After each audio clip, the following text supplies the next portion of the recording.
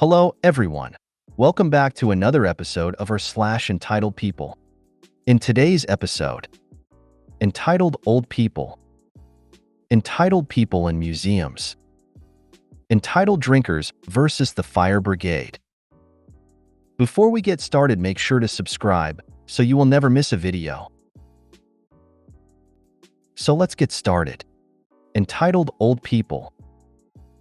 I worked as a security guard at medical office building that had a lot of different specialties. Our doors were locked until 7 a.m. in the mornings. There was a sign that told them when they were allowed inside.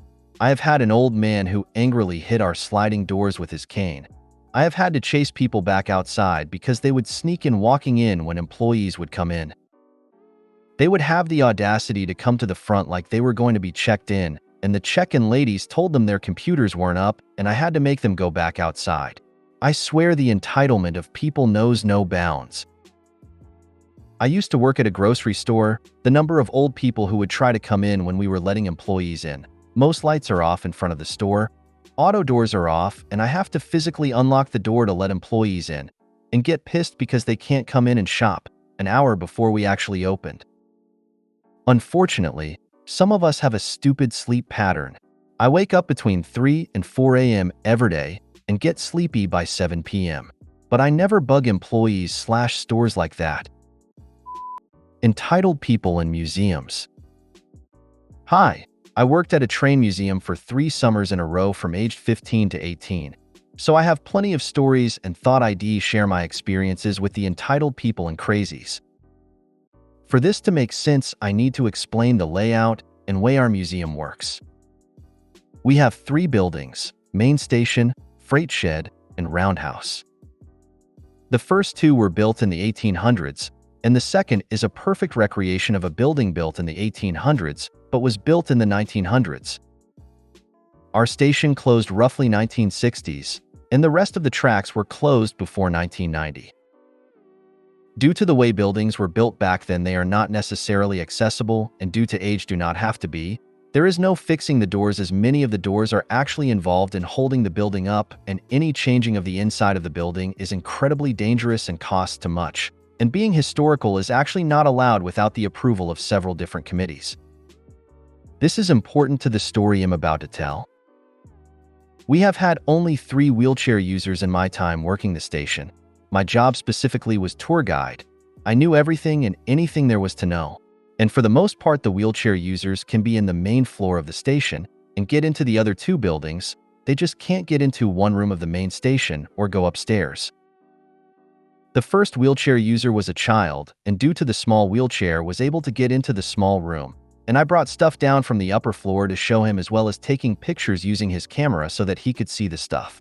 I did a lot of up and downs, but he enjoyed it. The second wheelchair user sent her husband upstairs, and he took pictures for her, as well as recording my tour so that she could hear about the artifacts, and I spent the time talking to the camera for her. It's the third wheelchair user that was the problem. Our door and deck were not level. The deck was lower due to the fact the deck was slowly sinking into the ground. So we had a ramp that needed to be placed at the doors. Most people understood that we couldn't leave it in place, as the ramp also held the door open. She was here with her husband, and he came in and asked why there was no ramp into the door, and was getting very mad because his wife couldn't get into the building.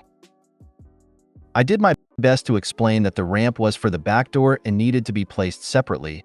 I explained the deck and building were very old and that they were not made with disabilities in mind, as the time period. Disabled people weren't brought to the main station but to the freight shed, the only building that had a ramp in the 1800s, due to wheeled carts going in. My co-worker was getting the ramp ready as I tried to calm the husband, but he only got more angry and yelled that was then, this is now. I was a bit confused and replied, "Yes, sir. I'm aware. That's why our deck has a ramp from the parking lot to the deck, but the deck is still from 1990s and has sunk down. We are replacing it soon and it will fit better, but for now our ramp needs to be put out separately." He huffed and went to get his wife and helped her get inside the building. They went into our display room, which had a big enough door for her chair. Then they wanted to see the next room, but it was quickly discovered her chair would not fit. I apologized and explained the building was built in the 1800s, when wheelchairs weren't commonly in the station and were actually smaller, In fact, we have a wooden wheelchair upstairs that fits through the door fine, but modern metal wheelchairs don't fit through the door. They seemed annoyed, but I showed pictures and explained what was in the room they couldn't get in, alongside the upstairs. The entire time they were both glaring and seemed upset with me. After we finished, I offered to take them to the other buildings. They didn't want me to come with them, but I explained the buildings were locked and you needed a guide to get to them. That's a whole other mess as they used to be open, but due to eating lead paint attempts and attempted theft of a 1800 bag wear, they are locked without a witness. They seemed annoyed and asked why my coworker couldn't guide them instead. I explained that her job was to work the desk and give local information while mine was to give information about the station. Finally, we made our way to the freight shed, and there was no trouble getting in as it already had a ramp, and the door is a giant sliding one that has hinges that I hate. But her wheelchair had no problems. In there, she was able to see everything without any problems, and they seemed to be brightening up. I was relieved that everything was going to be okay. I finally took them to the last building. Now, here's the big problem. This building houses an old train. There is no ramp. The way disabled people got in these trains was to have the train pull up to the freight shed, and a platform was lowered from the train to the freight shed. Over the stairs of the train others would use, and then the wheelchair would cross the gap and be brought in. Due to the fact it's in a building, we can't do this. Would have to pull it next to the freight shed, which just isn't possible, sadly. We got in, and her husband asked if he could go in. I smiled and said yes, of course. He then asked about a ramp, and I kind of paused. These stairs are steep. Think high stepping to get in. A potential ramp to get up would have to be long or it is steep, and the opening isn't wide enough for modern wheelchairs, just old wooden ones. I apologized and explained that she would have to be carried in, but that her chair couldn't go in. I explained the above, but that didn't seem to matter. They ranted and yelled about me ruining their vacation and left saying they were going to report us for ableism.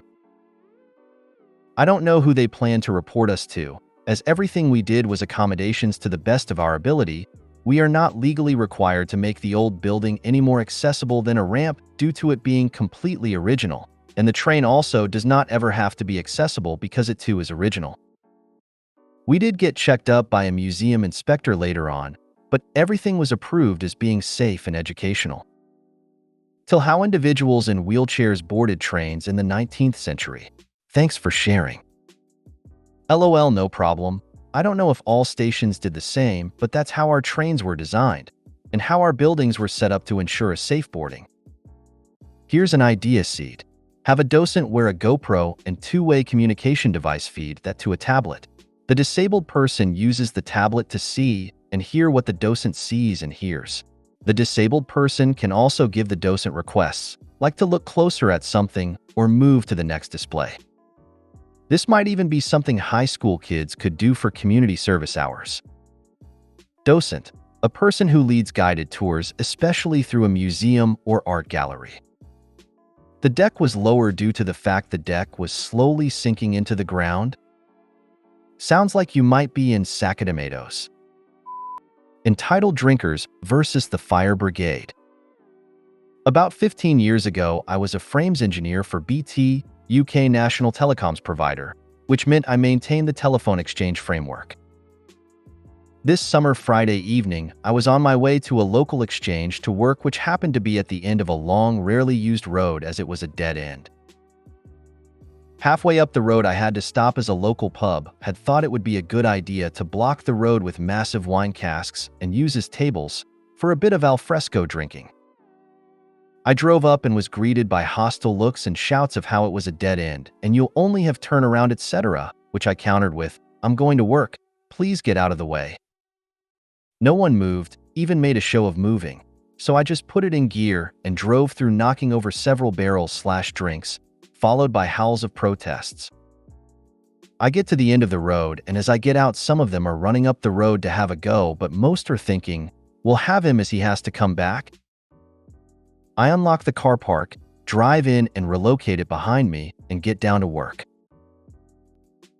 About 10 o'clock, the fire alarms start going off and smoke start to seep downstairs. I grab my phone and get out, calling the emergency services as I go. The operator tells me that they're already on the way as the building is listed as critical infrastructure and has a direct alarm. Sure enough, by the time I've got the big gates open for access, I can see the fire engines tanking up the road towards me. Except they have to slam their brakes on as the pub drinkers are just standing in the road around the barrels, drinking. I watch on as the firefighters jump out and can see them start to hurl the barrels out of the way, trying to clear a path, while simultaneously the drinkers are trying to put them out again. When they arrive, they're all business and crack on sorting out the fire, which turned out to be an electrical fault, so got sorted pretty quickly. However, on the clear up afterwards, the chief fire officer was apoplectic, saying he's never seen anything like it. I turned to him and said, "I bet they told you it was a dead end, dude. There's no point going up there." And I told him of my run-in with them. His reply was, they'll be looking for a new place to drink soon as his license has got all chance of being renewed if I have any say in the matter. I was told to go home after that as the smoke was still bad, and as I drove by the pub, all the lights were off and there was no one in sight. Do not mess with the FD. I remember being in, I think, NYC, and there was a fire. So what do? You stand on the sidewalk and watch. The FD arrived and discovered someone had parked their shiny new BMW in front of a fire hydrant. They never missed a beat. Smash, smash. Both front door windows were gone, and they laid the hose right through the middle of the car. In one door, across the front seat, and out the other. Driver shows up a minute or two later and is apoplectic. But best part is, not only did his car need new windows, but he couldn't leave because the hose was running right through his Seat, so he had to stay, and I suspect given a huge fine.